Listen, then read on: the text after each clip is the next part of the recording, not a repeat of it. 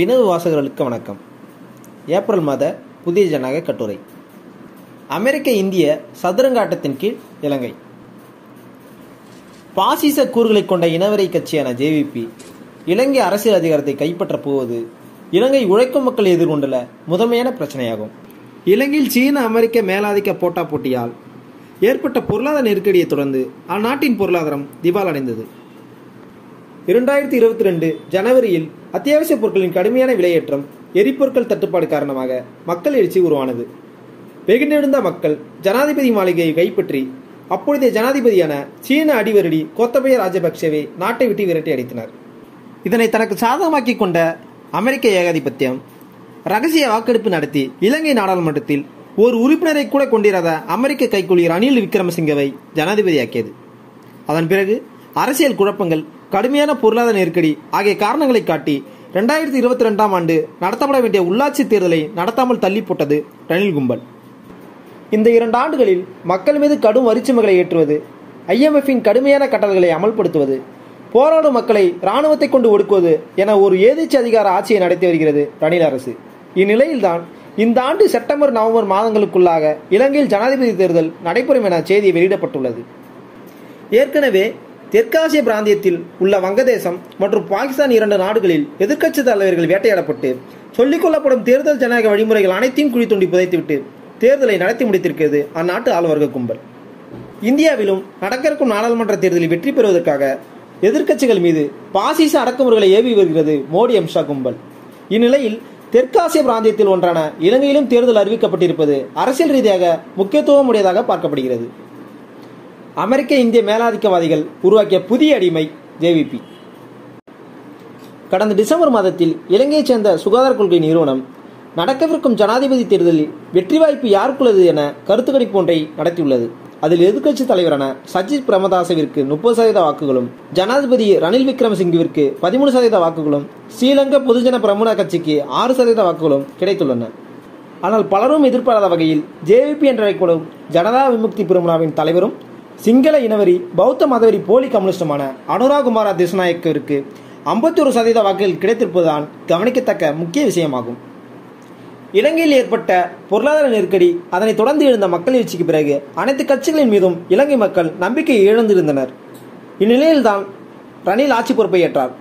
இலங்கை மக்கள் தங்கள் போராட்டத்தின் மூலம் விரட்டி அடித்த கோத்தபய ராஜபக்சேவை பிரதிநிதித்துவப்படுத்தும் ராஜபக்ச கும்பலின் ஆதரவுடனே ரணில் பதவியேற்றார். IMFின் கட்டுப்பாடுகளை அப்படியே நடைமுறைப்படுத்தினார். அதுவரை நாட்டை மறுகாலனிப்பதாக விமர்சித்து வந்த எதிர்க்கட்சிகள் இலங்கை மக்கள் எழுச்சிக்கு பின்னர் அடக்கி வாசிக்க தொடங்கின. இந்நிலையில் ஆளும் வர்க்கத்தால் கண்டுபிடிக்கப்பட்ட அதன் புதிய விசுவாசிதான் இந்த திசுநாயக்கா. சென்ற ஆண்டு வரை 3% வாக்குகளை கூட பெற முடியாத கூட்டணிதான் ஜேவிபியின் தலைமையில் இலங்கையில் இருக்கும் போலி கம்யூனிஸ்டுகளை இணைத்துக் கொண்டு உருவாக்கப்பட்ட தேசிய மக்கள் சக்தி என்ற கூட்டணியாகும்.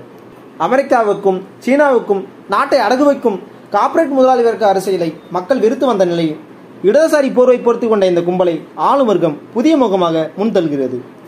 ஒருபுறம் மக்களிடம் இருக்கும் ஆளுவர்க்க எதிர்ப்புணர்வையும், இன்னொரு புறம் மக்களிடம் எழுந்து வரும் இடதுசாரி ஆதரவு போக்கையும் அறுவடை செய்து கொள்வதுதான் திசுநாயக்கவை ஆளும் வர்க்கங்கள் முன்தள்ளுவதற்கு முக்கிய காரணமாகும். ஆளும் வர்க்கத்தின் கடைக்கண் பார்வை தன் மீது திரும்பியுள்ளதை அடுத்து ஜேவிபி தலைமையில் அமைக்கப்பட்ட NPP கூட்டணி இளைஞர்களை இணைப்பது, சமூக வலைதளங்களில் திசுநாயக்கவை வளர்ச்சி நாயகனாக, பொருளாதார மீட்பராக முன்னிறுத்தி பிரச்சாரம் செய்வது அதிகரித்துள்ளது. இத்துடன் இலங்கையின் முன்னணி ஆளும் வர்க்க ஊடகங்கள் ஜேவிபி 1980களில் நிகழ்த்திய இனப்படுகொலை வன்முறைகளுக்கு மன்னிப்பு தெரிவிக்குமா என்றெல்லாம் விவாதங்களை கட்டியமைத்து AK திசுநாயக்கவை புனிதப்படுத்தி அவரை அனைவருக்குமான தலைவராக ஏற்க வைக்கும் வேலையில் இறங்கியுள்ளன. இந்திய நாட்டாமையின் கட்டுப்பாட்டில் இலங்கையின் ஆட்சி அதிகார பீடத்தில் அமர்த்துவதற்காக சீன எதிர்ப்பு, இந்திய ஆதரவு அடிவரடியை தேடிக்கொண்டிருந்த அமெரிக்க ஆதரவு நாடுகள் ஜேவிபியின் தலைவர் AK திசுநாயக்கவை தமக்கு தேர்ந்த அடிமையாக கருதி பெரிதும் மகிழ்ச்சியடைந்துள்ளன. இவர்தான் அடுத்த ஜனாதிபதியாக ஆக்கப்படுவார் என்ற நிலைமையில் இந்தியா, ஆஸ்திரேலியா போன்ற நாடுகள் இப்பொழுதே இவரை தங்களது நாட்டிற்கு அழைத்து பேச்சுவார்த்தைகளை நடத்த தொடங்கியுள்ளன. இந்தியாவின் பாசிச மோடி அரசின் அழைப்பின் அடிப்படையில் AK திசுநாயக்கா பிப்ரவரி 5 முதல் 10ஆம் தேதிகளில் இந்தியாவிற்கு சுற்றுப்பயணம் மேற்கொண்டார். இச்சுற்றுப்பயணத்தின் போது இந்திய வெளி விவகாரத்துறை அமைச்சர் ஜெய்சங்கர், தேசிய பாதுகாப்பு ஆலோசகர் அஜித் தோவால் மற்றும் வெளியுறவு செயலாளர் வினய் மோகன் குவாத்ரா உள்ளிட்டோரை சந்தித்தார். இத்துடன் குஜராத், கேரளா போன்ற மாநிலங்களுக்கும் சுற்றுப்பயணம் மேற்கொண்டதோடு அங்கிருக்கும் கார்ப்பரேட் முதலாளிகளுடன் பேச்சுவார்த்தை நடத்தியுள்ளார். ஜேவிபி அதன் தொடக்க காலத்தில் இருந்தே இலங்கையில் இந்தியாவின் ஆதிக்கத்தை எதிர்த்து வந்தது. 1980களில் இந்திய விரிவாக்கம் என்ற கட்சி ஆவணத்தை எழுதி முன்வைத்த ஜேவிபி இந்திய எதிர்ப்பு பிரச்சாரங்களிலும் ஈடுபட்டது. அமைதிப்படை என்ற பெயரில் இலங்கைக்குள் அனுப்பப்பட்ட இந்திய இராணுவத்தை எதிர்த்தது ஜேவிபி. 2021ஆம் ஆண்டு கிழக்கு கொள்கலன் முனையத்தை அதானி குடும்பத்திற்கு வழங்குவதை எதிர்த்து இலங்கையில் நடந்த போராட்டத்திலும் ஜேவிபி கலந்து கொண்டது.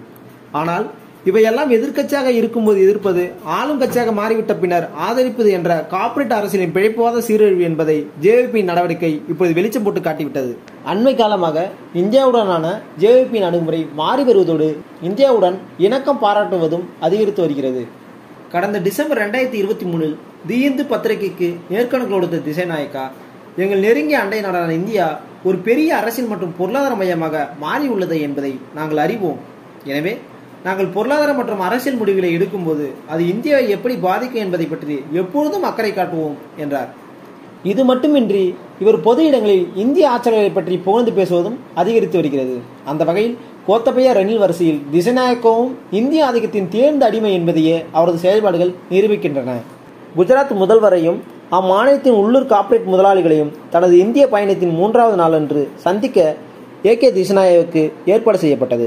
மேலும் மோடியின் குஜராத் மாடல் பற்றி விளக்க காட்சியும் அவருக்கு திரையிட்டு காட்டப்பட்டது. அதேபோல் வெளியுறவுத்துறை அமைச்சர் ஜெய்சங்கர் மற்றும் பிற மூத்த இந்திய அதிகாரிகளுடனான திசநாயக்கவின் சந்திப்பின் போது முதலில் அண்டையர்கள் மற்றும் சாகர் உள்ளிட்ட இந்தியாவின் பிராந்திய மேலாதிக்கத்தை நிலைநிறுத்தும் திட்டங்கள் குறித்து திசநாயக்கவுடன் விவாதிக்கப்பட்டதாக செய்திகள் வெளியாகியுள்ளன. இலங்கையில் பொருளாதார நெருக்கடி ஏற்பட்டதை தனக்கு சாதகமாக பயன்படுத்திக் கொண்ட இந்தியா சுமார் 4 பில்லியன் அமெரிக்க டாலர்கள் மதிப்பிலான உதவிகளை இலங்கைக்கு வழங்கியது. மேலும் இலங்கையை கடனிலிருந்து மீட்க பாடுபடுவதாக நாடகமாடுவதன் மூலம் இலங்கையில் தனது பிராந்திய மேலாதிக்கத்தை நிறுவி வருகிறது. அமெரிக்க அடிவருடி ரணில் ஜனாதிபதியாக நியமிக்கப்பட்டது இந்தியாவிற்கு மேலும் சாதகமாக அமைந்தது. அதன் தொடர்ச்சியாக இலங்கையில் இந்திய முதலீடுகளும் ஆதிக்கமும் அதிகரித்து வருகிறது. ரணில் ஆட்சிக்கு வந்த பிறகு கோத்தபய ஆட்சியில் மக்களின் எதிர்ப்பின் காரணமாக நிறுத்தி வைக்கப்பட்ட மன்னார் எரிசக்தி திட்டம் மீண்டும் அதானிக்கு வழங்கப்பட்டது. இந்தியா இலங்கை இடையிலான உறவு தொடர்பாக இந்தியா முன்வைத்த கூட்டு பார்வையை இலங்கை ஒப்புக்கொண்டது. இலங்கையின் கொழும்பு துறைமுகம் மற்றும் எரிசக்தி துறையில் அதானியின் ஆதிக்கம் வளர்ந்து வருவது, இந்திய ரூபாயில் வர்த்தகம் செய்ய இலங்கை முயற்சித்து வருவது போன்றவை இலங்கையில் இந்தியாவின் மேலாதிக்கம் வளர்ந்து வருவதற்கான தக்க சான்றுகளாகும். தற்போது இந்த ஆதிக்கத்தை தொடர்ந்து நிலைநிறுத்திக் கொள்ளும் நோக்கிலேயே ஏகே திசநாயக்கவை இந்தியா ஆதரிப்பதும் அமைந்துள்ளது. ஏகே திசநாயக்கவின் இந்திய பயணத்திற்கு பிறகு இலங்கைக்கான இந்தியாவின் உயர் ஆணையர் சந்தோஷ் ஜா இலங்கையின் வடக்கு பகுதிகளுக்கும் தெற்கு பகுதிகளுக்கும் தனித்தனியாக பயணம் மேற்கொண்டார். அவரை பிப்ரவரி 15-17 வரையிலான நாட்களில் வட இலங்கையின் முன்னணி தமிழ் கட்சிகளின் தலைவர்கள் சந்தித்தனர். குறிப்பாக இலங்கை தமிழ் கட்சிகளை இந்தியாவிற்கு வரவழைத்து பேச இருந்த திட்டம் கைவிடப்பட்ட பின்னர் இந்த சந்திப்புகள் நடந்தேறின. அந்த வகையில் பிழைப்புவாத தமிழின கட்சிகளை கொண்டு ஏகே திசநாயகவுக்கு ஆதரவு திரட்டும் வேலையை இந்தியாவே முன்னின்று செய்வதை இந்த சந்திப்புகள் உறுதி செய்கின்றன. இவை அனைத்தும் இலங்கையின் அரசியலில் இந்தியா முழுமையான தலையீட்டை கொண்டுள்ளதை தெளிவாக காட்டுகின்றன. அண்மையில் மாலத்தீவு அதிபராக பதவியேற்றுக் கொண்ட முகமது முய்சு முதல் அதிகாரப்பூர்வ பயணமாக சீனாவிற்கு சென்று சீனாவின் மேலாதிக்கத்திற்கு முன்னுரிமை கொடுத்ததை தொடர்ந்து இந்தியா மாலத்தீவுக்கு பல நெருக்கடிகளை கொடுத்து தனது மேலாதிக்கத்தை உறுதி செய்து கொள்ள வேண்டிய நிலைக்கு தள்ளப்பட்டது. ஆனால் இலங்கையை பொறுத்தவரை 2021ஆம் ஆண்டு கடும் பொருளாதார நெருக்கடியே அமெரிக்க சீனா போட்டா போட்டியின் விளைவாக உருவானதாகும். இந்த போட்டியை தனக்கு சாதகமாக பயன்படுத்தி இலங்கையின் அரசியலை தனது மேலாதிக்கத்தின் கீழ் இந்தியா கொண்டு வந்திருப்பதையே அண்மைக்கால நிகழ்வுகள் உணர்த்துகின்றன.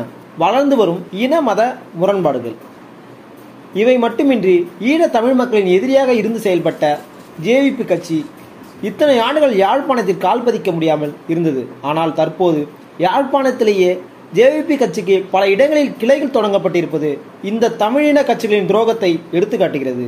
இலங்கையில் பொருளாதார நெருக்கடி உருவாகும் சூழலில் சிங்கள இனவெறி பௌத்த மதவெறி அடிப்படையிலான அமைப்புகளின் பயங்கரவாத நடவடிக்கைகள் இலங்கையில் அதிகரித்து வந்தன.